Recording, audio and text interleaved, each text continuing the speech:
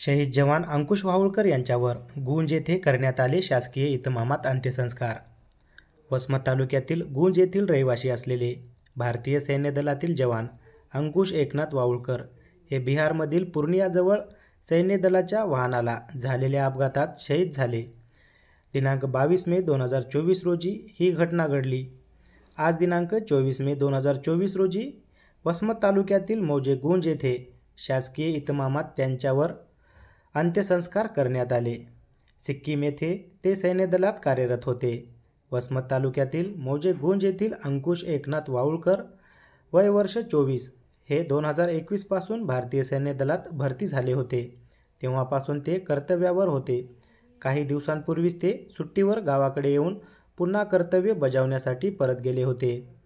बुधवारी रांचीवरून सिक्कीम आर्मी कॅम्पकडे सैन्य दलाच्या वाहनातून सैन्याची तुकडी जात असताना पूर्णियाजवळ 0 माईल भागात सैन्य दलाच्या वाहनाला अपघात झाला।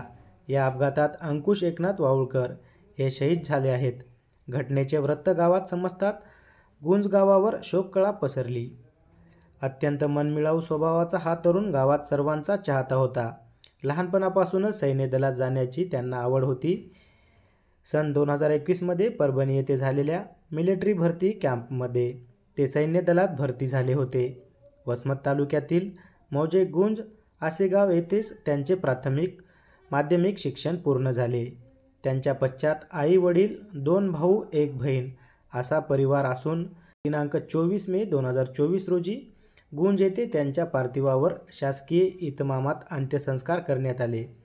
घटनेचे वृत्त समजल्यापासून त्यांच्या कुटुंबावर शोककळा पसरली आहे। कुटुंबावर दुःखाचा डोंगर कोसळला असून परिसरातील नागरिक, नातेवाईक, गावकरी मंडळी कुटुंबियांचे सांत्वन करीत आहेत। आज झालेले शहीद जवान अंकुश हा माझा परममित्र, त्यांना लागण्यासाठी अहोरात्र प्रयत्न करून त्यानं देशासाठी आपला प्राण गमावलेला आहे। त्यानं त्याची स्ट्रगल, त्याची मेहनत पाहून हे आमचं आज अंतःकरण असं भरून आलेलं आहे आणि त्याला कुठल्या प्रकारे श्रद्धांजली व्हावं हे आम्हाला समजत नाही। कारण अंकुश हा अतिशय बिकट परिस्थितीतून आणि एकदम स्ट्रगल आणि त्याची मेहनत पाहता ते त्याचे सर्व मित्र आज शोकाकुल आहेत। शहीद अंकुश वावळकर यांना आमच्या सर्व मित्र परिवाराकडून त्यांना भावपूर्ण श्रद्धांजली। अंकुश वावळकर यांनी खूप प्रयत्न करून तो जिद्दी होता। तो मिलिटरीमध्ये भरती झाला आणि तो देशासाठी शहीद झाला। त्याने खूप प्रयत्न केले। अंकुश वावळकर हे माझे चुलत बंधू आहेत। आर्मीत देश सेवा करण्यासाठी फार इच्छा होती त्याच्या मनात। कठीण परिस्थितीमधून वर आलेला आहे आणि इच्छा खूप त्याच्या मनामध्ये देश सेवा करण्यासाठी आणि तो शहीद झाला। अंकुश वावळकर हा माझा मित्र असून चांगला माझा भाऊ होता आणि त्याला सैन्याची खूप आवड होती। त्यानं 2020 मध्ये त्याला सैन्याची जेव्हा भरती मारली त्यावेळेस त्यांना परभणीला ते जॉईन झाल्यानंतर त्याला सागर ट्रेनिंगसाठी त्यांना पाठवला। तर खडतर प्रवास करून त्यानं कंप्लीट 9 महिन्याची प्रक्रिया पूर्ण केल्यानंतर त्याला पहिली पोस्टिंग मला झाली।